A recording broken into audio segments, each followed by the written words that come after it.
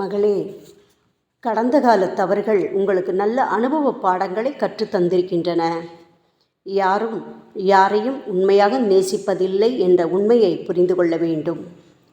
நம்மோடு பழகுபவர்கள் நமக்கு உறவினர்களாக, நண்பர்களாக, நம்முடன் வருபவர்கள் என யாராக இருந்தாலும் உங்களால் நன்மை உண்டு என்கின்றவரை உங்களோடு இருப்பார்கள். நன்மை இல்லாவிட்டால் உடனே பிரிந்து விடுவார்கள். பிரிவதோடு சிக்கலிலும் மாட்டி விடுவார்கள். குடும்பத்தையும் சிதைத்துவிட்டு அதில் குளிர்காய்வார்கள். ஆகவே பிரச்சனைக்குரிய பழைய நபர்களை எந்த சூழ்நிலையிலும் நம்பி அனுமதிக்கக்கூடாது.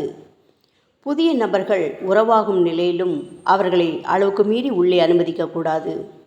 எந்த ஒரு சின்ன விஷயத்தையும் பிரிவுக்கு பிறகு சேரும் பட்சத்தில் இருவரும் பகிர்ந்து கொள்ள வேண்டும்.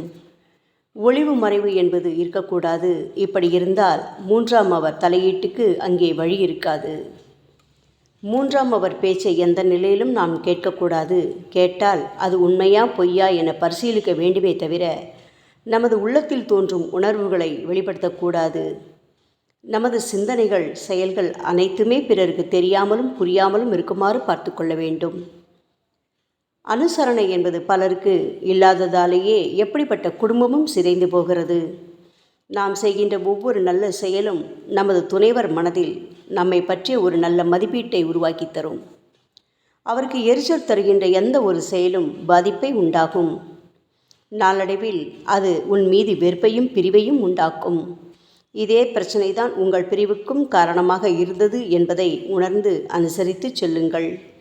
எந்த சூழலிலும் நமது நலம் விரும்பும் துணைவருக்காக எதையும் விட்டு கொடுக்கவும் அவருக்காக தியாகம் செய்யவும் தயாராக இருப்பதை புரிய வைக்க வேண்டும். குடும்பத்தில் எந்த உறவு முறையானாலும் முதலாளி தொழிலாளி பிரச்சனையாக இருந்தாலும் அது பணத்தின் மீது தான் உருவாகிறது என்பதை நாம் புரிந்து கொள்ள வேண்டும். பணம் எல்லாவற்றையும் செய்வதைப் போல பணத்தாசை எல்லா தீமைகளுக்கும் வேறாக இருக்கிறது என பைபிள் கூறுவதை யோசித்துப்பார்.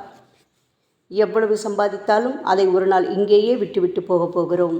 எனவே பணம் உன்னை ஆளுமை செய்ய ஒருபோதும் இடம் கொடாதே. பணத்தை நீ தவறாக பயன்படுத்தி இருப்பாய் அல்லது அதை நீ உருவாக்க தவறியிருப்பாய்.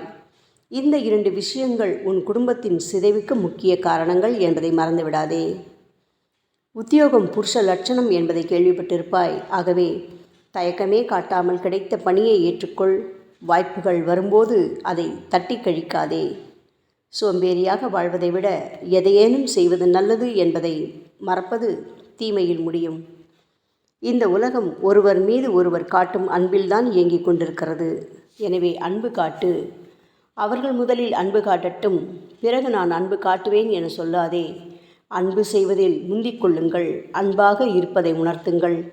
அன்பாக நடந்து கொள்ள பழகுங்கள். அன்பு காட்டுவதை வாய்விட்டு கூறி அன்பு மட்டுமே போதும் என கூறுங்கள். அன்பு சகலத்தையும் தாங்கும். அன்பு சகலத்தையும் தரும். நேரம் வரும் வரை பொறுமை காக்க வேண்டும். எல்லா துன்ப நேரமும் கடந்து போகும். மன காயம் மாறுவதற்கு நாட்களாகும். அதுவரை நாம் பொறுமையாக இருக்கத்தான் வேண்டும். அவர்களுக்கும் மனம் உண்டு. யோசித்து பார்ப்பார்கள், பச்சாத்தாபப்படுவார்கள். அதுவரை நீங்கள் இப்பொழுது செய்வதைப் போல என்னை தொடர்ந்து நம்பிக்கையோடு வழிபட்டு வாருங்கள். நேரம் வரும்போது நானே உங்களை சுமந்து கொண்டு உரியவரிடம் சேர்ப்பித்து உனக்கு பெரிய வாழ்வை மீண்டும் தந்து உன்னை ஆசிர்வதிப்பேன். அதுவரை பொறுமையோடு காத்திருந்து பலன் பெறுங்கள். ஓம் சாய்ராம்.